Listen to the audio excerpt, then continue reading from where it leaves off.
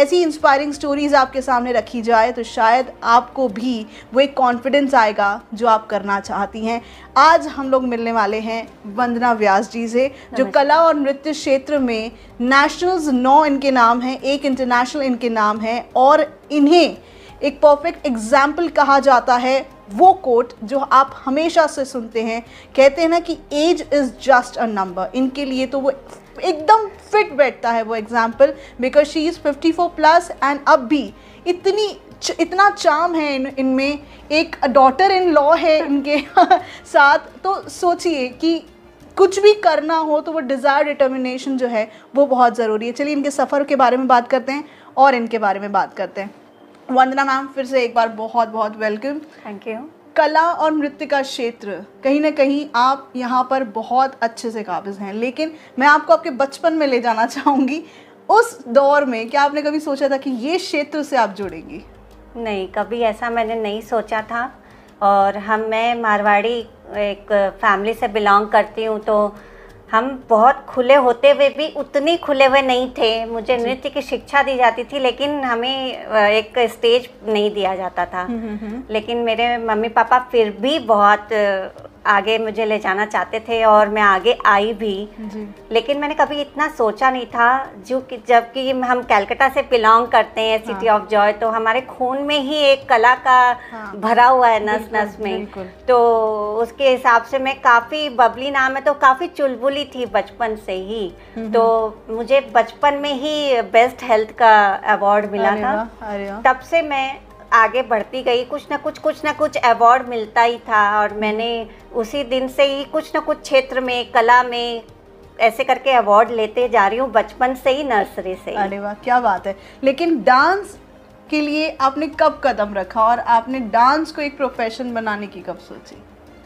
Dance वैसे तो मैं बचपन से ही करती आ रही हूँ, स्कूल में, कॉलेज में, जबकि मेरी शादी 18 की थी तभी हो गई। अच्छा, हाँ। ओके। और 18th में शादी हुई और 18th में ही मैं प्रेग्नेंट भी हो गई। और मुझे याद है मैं कॉलेज में तब भी मैंने परफॉर्मेंस की थी। अरे वाह। तो अभी उसके बाद में फिर जर्नी चलती गई। उसके बाद में मैं जब नागपुर आई हूँ, तो नागपुर आने से मुझे एक अलग पहचान मिली। तो मेरा प्रोफेशन तो नहीं है, लेकिन मैं ये कंपटीशन में जाती हूँ, मुझे उतना ही हला हुआ है कि मैं स्टेज पे परफॉर्म नहीं कर सकती हूँ, सिर्फ कंपटीशन में ही जा सकती हूँ। ओके, आप पार्टिसिपेट करती हूँ as a competitor, only competition में ही जा सकती हूँ। ऐसे स्टेज शो में नहीं कर सकती। मेरा प्रोफेशन नहीं है, मेरा पैशन है, एक पैशन है। और मेरे माता पिता, सास ससुर, मेरे बच्चे, हस्बैंड ने मुझे आज तक आगे बढ़ाया, और मैं तभी आज यहाँ तक पहुँची। बहुत बड़ी बात है। जैसे कि आप मारवाड़ी फैमिली से बिलोंग करती हैं, सिर्फ मारवाड़ी रिलीजन ही नहीं, वो टाइम था जब आपकी मैरिज हुई, वो टाइम पे ये सारी चीज़ें बहुत रेस्ट्रिक्टेड हुआ करती थी। लड़कियों को सिर्फ पढ़ाई और शादी की तरफ एक फैमिली का प्रेशर होता था कि आप अच्छा पढ़ लो। उस समय पे तो पढ़ाई पे भी ज़्यादा प्रेशर नहीं था, शादी कर लो। तो शादी भी आपकी 18 में करवा दी गई। तो सुंदरता अभिशाप होती है, वो मेरे लिए थी कि 18 की हो गई, अब तुम शादी हो, अपने घर जाओ, तुम बस वहीं रहो। जी। शादी के बाद एक रिस्पॉन्सिबिलिटी अलग हो जाती है। आपके पास 2 परिवार होते हैं, परिवार की जिम्मेदारी अलग होती है। इस जिम्मेदारी के बावजूद अपने पैशन को फॉलो करना कितना डिफिकल्ट होता है? बहुत ज़्यादा था। जैसे कि मैंने कहा कि मैं अकेली बहू, तो मेरे बहुत सारी जिम्मेदारियां थी। साथ में मेरे 9वें महीने ही मेरा बेटा हो गया, तो डबल जिम्मेदारियां।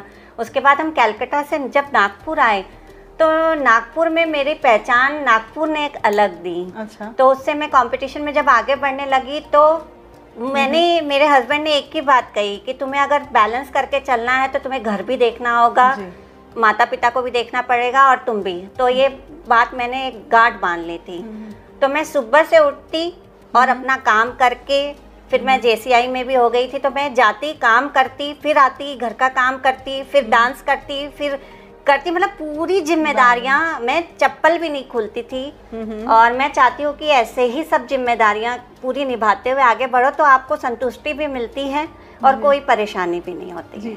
बहुत सही है कि ज़िंदगी में अपनी रिस्पॉन्सिबिलिटीज़ को निभाते निभाते अगर आप पैशन फॉलो करना चाहते हैं तो आपको रुकावट नहीं आएगी, क्योंकि अभी भी ऐसी कई महिलाएं हैं जो ये